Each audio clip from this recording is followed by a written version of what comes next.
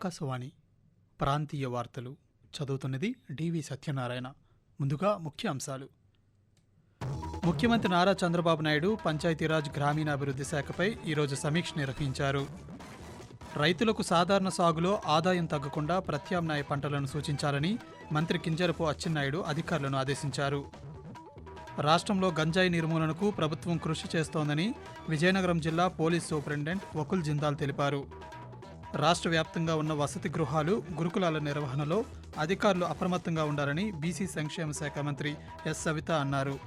ప్రధానమంత్రి నరేంద్ర మోదీ మన్ కీ బాత్ మనసులోని మాట కార్యక్రమం 113వ సంచిక ఈ నెల 25న ప్రసారమవుతుంది. వార్తల వివరాలు. పంచాయతీరాజ్ గ్రామీణాభివృద్ధి శాఖపై ముఖ్యమంత్రి నారా చంద్రబాబు నాయుడు ఈరోజు సమీక్ష నిర్వహించారు. ఈ సమీక్షలో ఉప ముఖ్యమంత్రి కె పవన్ కళ్యాణ్, ఆ శాఖ ఉన్నతాధికారులు పాల్గొన్నారు. గ్రామ పంచాయతీలకు స్వాతంత్ర వేడుకల వ్యయాన్ని 10,000 రూపాయల నుంచి 25,000 రూపాయలకు పెంచామని ముఖ్యమంత్రికి పవన్ కళ్యాణ్ వెల్లడించారు. గ్రామీణ ప్రాంతాల్లో పారిశుద్ధ్య పనుల కోసం ప్రత్యేకమైన మొబైల్ యాప్ రూపొందించి పర్యవేక్షిస్తున్నామని గ్రామీణాభివృద్ధి శాఖ అధికారులు తెలిపారు. స్థానిక సంస్థల ఎన్నికల్లో 2 కంటే ఎక్కువ పిల్లలుంటే పోటీకి అనర్హత వేటు నిబంధనను తొలగించామని చంద్రబాబు నాయుడు పేర్కొన్నారు. ఈ నెల 23వ తేదీన 13,326 పంచాయతీల్లో గ్రామ సభలు నిర్వహించనున్నామని ముఖ్యమంత్రికి పవన్ కళ్యాణ్ వివరించారు. రాయలసీమ జిల్లాల్లో రైతు ఆదాయం తగ్గకుండా ప్రత్యేక చర్యలు తీసుకోవాలని రాష్ట్ర వ్యవసాయ శాఖ మంత్రి కింజరపు అచ్చెన్నాయుడు అధికారులను ఆదేశించారు. ఈరోజు సచివాలయంలో రాయలసీమలోని 8 జిల్లాల వ్యవసాయ ఉన్నతాధికారులతో దృశ్య మాధ్యమ సమావేశం నిర్వహించారు. ఈ సందర్భంగా మాట్లాడుతూ ఖాళీగా ఉన్న వ్యవసాయ భూముల్లో సాగు ప్రోత్సహించడంతో పాటు రైతులకు మేలు చేకూర్చేందుకు 80% రాయితీపై విత్తనాలు అందించాలని ఆదేశించారు. రైతులకు సాధారణ సాగులో ఆదాయం తగ్గకుండా ప్రత్యామ్నాయ పంటలను సూచించాలని తెలిపారు. రాష్ట్రంలో గంజాయి నిర్మూలనకు ప్రభుత్వం కృషి చేస్తోందని విజయనగరం జిల్లా పోలీస్ సూపరింటెండెంట్ వకుల్ జిందాల్ అన్నారు. ఇందులో భాగంగా విజయనగరంలోని ధర్మపురి ప్రాంతంలో వసంత విహార్ విల్లాలో ఉత్తరప్రదేశ్, ఢిల్లీకి చెందిన 3 ఈరోజు అదుపులోకి తీసుకున్నారు. ఈ సందర్భంగా ఏర్పాటు చేసిన పాత్రికేయుల సమావేశంలో మాట్లాడుతూ విచారణలో 3 గత సంవత్సర కాలంగా విజయనగరం నుంచి ఢిల్లీకి గంజాయి సరఫరా చేస్తున్నారని తెలిపారు. వారి నుంచి 25 కిలోల గంజాయితో పాటు రవాణాకు వినియోగిస్తున్న వస్తువులు, సెల్ ఫోన్లు స్వాధీనం చేశామన్నారు. కేసులో మొత్తం 9 మంది పాత్ర ఉందని, మిగతా వారిని కూడా పట్టుకుంటామని ఎస్పీ వెల్లడించారు. ఈ సందర్భంగా గంజాయి విక్రయాలు జరిపినా, రవాణా చేసినా లేదా గంజాయి సేవించినా వారిపై చట్టపరంగా కఠిన చర్యలు తీసుకుంటామని పేర్కొన్నారు. అదేవిధంగా వారిపై రౌడీ షీట్లు తెరుస్తామని ఎస్పీ హెచ్చరించారు. రాష్ట్ర వ్యాప్తంగా ఉన్న బీసీ వెల్ఫేర్ హాస్టళ్లు, గురుకులాల నిర్వహణలో అధికారులు, వార్డెన్లు నిరంతరం అప్రమత్తంగా ఉండాలని, నిర్లక్ష్యం వహించిన వారిపై కఠిన చర్యలు తీసుకుంటామని బీసీ సంక్షేమ శాఖ మంత్రి ఎస్ సవిత తెలిపారు. రాష్ట్ర సచివాలయంలోని అధికారులతో నిర్వహించిన సమావేశంలో మంత్రి మాట్లాడుతూ నాణ్యత లోపించిన పాడైన బయట ఆహారం వసతి గృహాల్లో పెట్టరాదని, బయట ఆహారం వసతి గృహాల్లోకి అనుమతించకూడదని అధికారులకు సూచించారు. ప్రపంచ bank, Asian development bank ADB ప్రతినిధులు ఈరోజు ముఖ్యమంత్రి నారా చంద్రబాబు నాయుడుతో సమావేశమయ్యారు.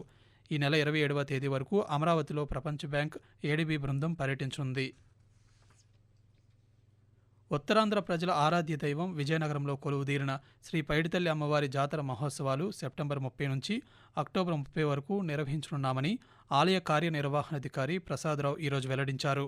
అక్టోబర్ 14వ తేదీన తొలేళ్ల ఉత్సవం, 15న సిరిమాను, 22న తెప్పోత్సవం, 29వ తేదీన ఉయ్యాల కంబాల ఉత్సవం నిర్వహిస్తామని ఆయన పేర్కొన్నారు.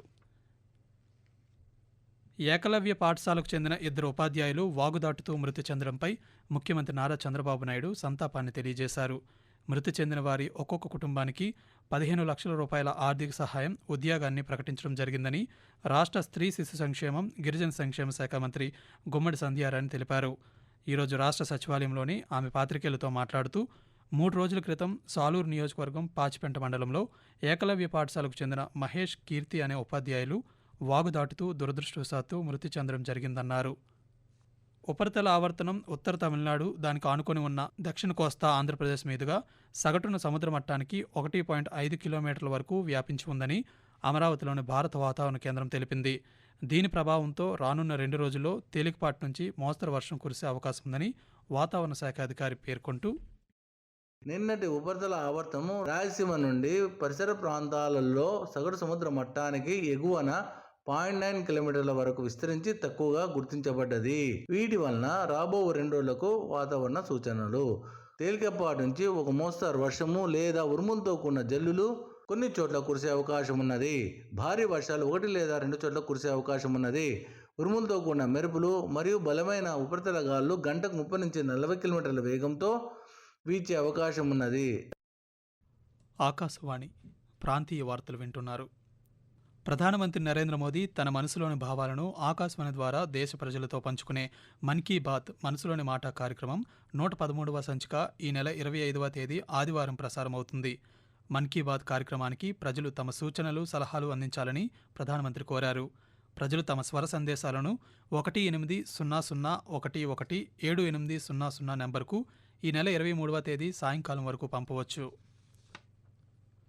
ప్రమాదకర వ్యాధుల బారిన పడకుండా దోమల వ్యాప్తిని అరికట్టాలని శ్రీకాకుళం జిల్లా వైద్య ఆరోగ్య శాఖ అధికారిని డాక్టర్ బొడ్డేపల్లి మీనాక్షి పిలుపునిచ్చారు. ప్రపంచ దోమల నివారణ దినోత్సవం సందర్భంగా ఈరోజు ఆమె జెండా ఊపి అవగాహన ర్యాలీని ప్రారంభించారు. కలెక్టర్ ఆదేశాల మేరకు నివారణకు చర్యలు చేపట్టనున్నామని ఈ సందర్భంగా డాక్టర్ బొడ్డేపల్లి మీనాక్షి తెలిపారు. విశాఖలో ఉన్న naval science technological laboratory NSTL భారత నౌకాదళానికి కీలకమైన భాగస్వామిగా ఉందని తూర్పు నావికాదళ ప్రధానాధికారి వైస్ అడ్మిరల్ రాజేష్ పెందార్కర్ అన్నారు. దేశ సేవలో 5 దశాబ్దాలకు పైగా చేస్తున్న కఠోర శ్రమ, అంకితభావం, అవిశ్రాంత కృషితోనే ఇది సాధ్యమైందన్నారు. NSTLలో మహాపాత్ర మానసి ఆడిటోరియంలో జరిగిన 55వ ల్యాబ్ రైజింగ్ దినోత్సవంలో ఈరోజు ఆయన పాల్గొన్నారు. డాక్టర్ APJ అబ్దుల్ కలాం చిత్రపటానికి పూలమాలలు వేసి నివాళులర్పించారు. అనంతరం వైస్ అడ్మిరల్ రాజేష్ పెందార్కర్ మాట్లాడుతూ దేశ సాధికారత దిశగా 55 సంవత్సరాల ప్రయాణాన్ని పూర్తి చేస్తున్నందుకు NSTL బృందాన్ని అభినందించారు. నూతన ఓటర్ల నమోదు, సవరణలకు రేపటి నుంచి బూత్ లెవెల్ ఆఫీసర్లు ఇంటింటి సర్వే చేపట్టనున్నారని చిత్తూరు జిల్లా రెవెన్యూ అధికారి బి. పుల్లయ్య పేర్కొన్నారు. ఈరోజు సచివాలయంలో రాజకీయ పార్టీల ప్రతినిధులతో భారత ఎన్నికల సంఘం విడుదల చేసిన షెడ్యూల్పై సమావేశం నిర్వహించారు.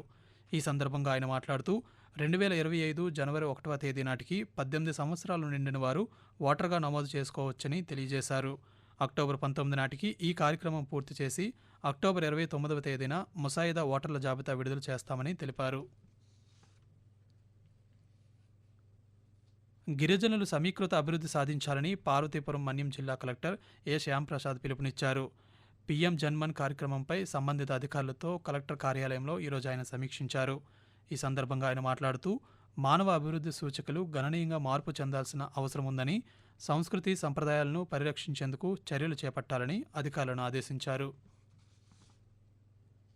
వికసిత ఆంధ్రప్రదేశ్ 2047 విజన్ ప్రణాళిక రూపకల్పనపై ఈరోజు రాష్ట్ర సచివాలయం నుండి ప్రభుత్వ ప్రధాన కార్యదర్శి నీరబ్ కుమార్ ప్రసాద్ సంబంధిత శాఖల కార్యదర్శులు, శాఖాధిపతులతో దృశ్య మాధ్యమ సమావేశం నిర్వహించారు. ఈ సమావేశంలో రాష్ట్ర ప్రణాళిక శాఖ ముఖ్య కార్యదర్శి పీయూష్ కుమార్, పంచాయతీరాజ్ గ్రామీణాభివృద్ధి శాఖ ముఖ్య కార్యదర్శి శశిభూషణ్ కుమార్, IT కార్యదర్శి సౌరవ్ గౌడ్, కార్యదర్శి కె. శశిధర్, హరినారాయణ, ఇతర అధికారులు పాల్గొన్నారు.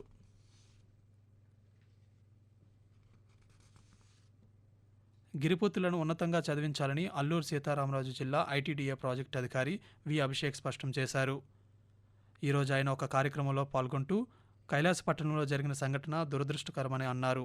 గిరిజన విద్యార్థులకు గిరిజన సంక్షేమ శాఖ అన్ని రకాల విద్యా సదుపాయాలు కల్పిస్తుందని, ప్రభుత్వం అందిస్తున్న విద్యా వసతి సౌకర్యాలను సద్వినియోగం చేసుకోవాలని ఆయన సూచించారు.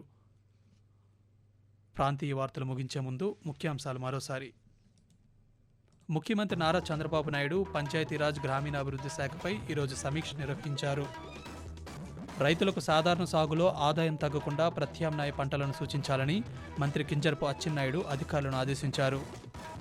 రాష్ట్రంలో గంజాయి నిర్మూలనకు ప్రభుత్వం కృషి చేస్తోందని విజయనగరం జిల్లా పోలీస్ సూపరింటెండెంట్ వకుల్ జిందాల్ తెలిపారు.